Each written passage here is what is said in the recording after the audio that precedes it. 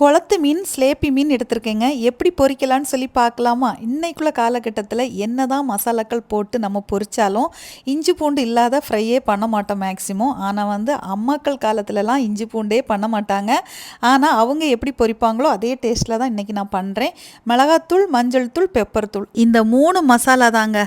அவ்வளோ டேஸ்ட் தரும். ட்ரை பண்ணி பாருங்கள். எந்த மீனாக இருந்தாலும் இந்த 3 மசாலா வச்சு நம்ம பொரிச்சு சாப்பிடும்போது மீனோட சுவையே வேற. மீனுக்கு தேவையான உப்பு சேர்த்துட்டு அப்படியே நல்லா மிக்ஸ் பண்ணிக்கணும். இதுக்கப்புறம் கொஞ்சமாக தேவைப்பட்டுச்சுன்னா தண்ணியை தெளித்து கொஞ்சமாக அதை ஒரு பேஸ்ட் ஆக்கிட்டு அதுக்கப்புறம் நம்ம எப்பவும் போல் மீனுக்கு மேலே எல்லா பக்கமும் மசாலா படும்படி நல்லா போட்டு விட்டுக்கணும். பெப்பர் கொஞ்சம் அதிகமாக போட போட குளத்து மீன் ரொம்ப டேஸ்ட்டாக இருக்கும்.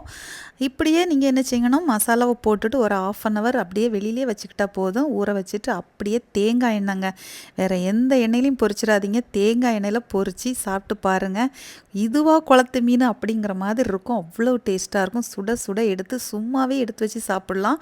இன்றைக்கி அப்படி தாங்க பொரிக்க போகிறேன். அதனால தான் அடிக்கடி எங்கள் வீட்டில் எங்கள் வீட்டுக்காரங்க இந்த மீனை பார்த்தா வாங்கிட்டு வந்துடுவாங்க. இந்த மீன் எங்கே கிடைச்சாலும் வாங்கி ட்ரை பண்ணி பாருங்கள். சாப்பிடாதவங்க கூட விரும்பி சாப்பிடுவாங்க.